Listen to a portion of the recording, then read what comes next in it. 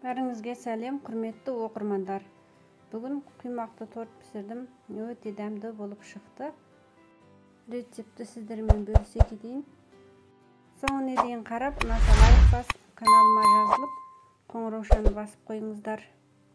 Ең алдымен ыдысқа сүтті құямыз.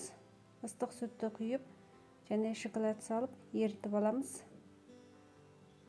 Толық рецепті описанияға қалдырдым.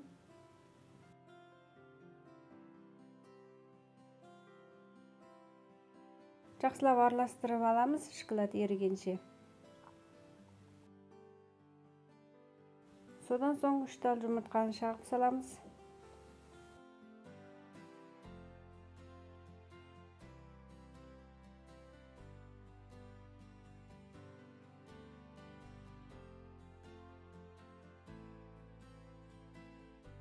Және қантымызды салып, жақсылап араластырып аламыз.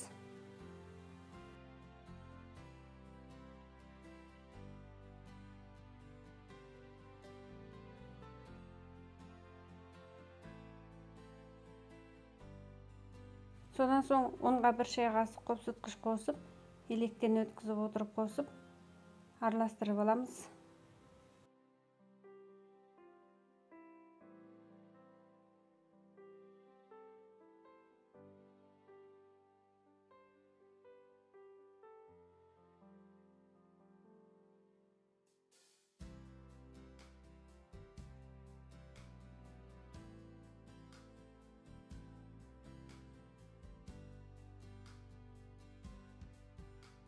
Жақсылап отырып, іртік қалмағанға дейін араластырып аламыз. Міне бізде осындай сұйық масса.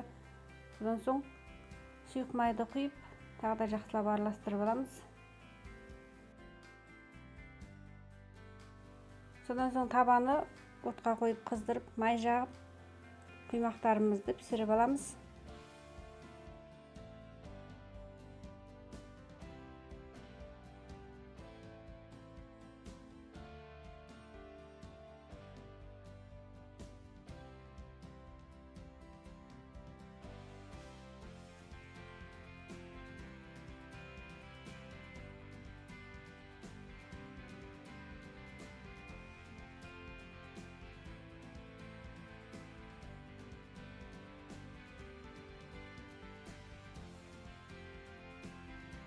Құймақтарымызды пісіріп алған соң, арасын ашып қойып, толықтай суытып аламыз.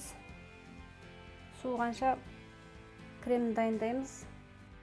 Өздеріңіз қалаған кремді пайдалансаңыздар болады. Мен кілегей мен сүзбелі ірімшікті пайдаландым. Ең алдымен кілегейді қойылғанша миксерлеп аламыз. Кілегей міндетті түрде кем дегенде 1 тәулік тоңазытқышта тұрған болу керек. Ең төменгі жылдамдығынан бастап араластырып, жоғары біртіндеп жылдамдығын арттырып, қоюланғанша араластырып аламыз. Содан соң сүзбелі ірімшікті және қантты салып, тағы да жақсылап араластырып аламыз.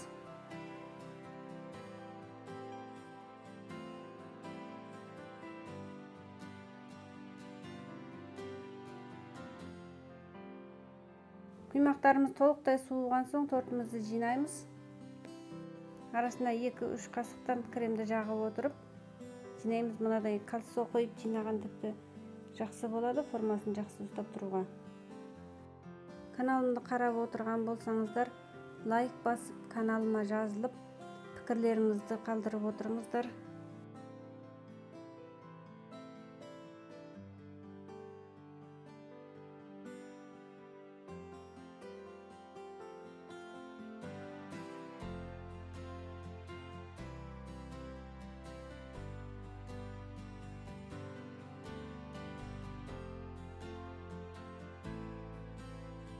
Ең соңғы құймақты қойып болып, бетін пленкамен жауып, тоңазытқышқа кем дегенде 2 сағат қалдырып қоямыз. Формасын жақсы ұстап тұру үшін. Содан соң шетін пышақпенен босатып аламыз форманы алған кезде. Форманы алып, бетіне қалған кремімізді жағамыз. Тегістеп отырып жағып шығамыз.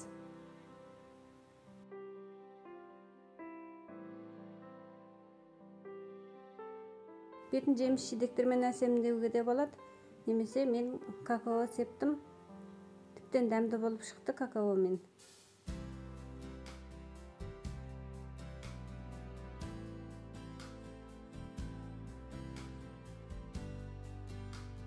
Бетіне тегістеп отырып, електен өткізіп отырып, какао сеуіп шықтым.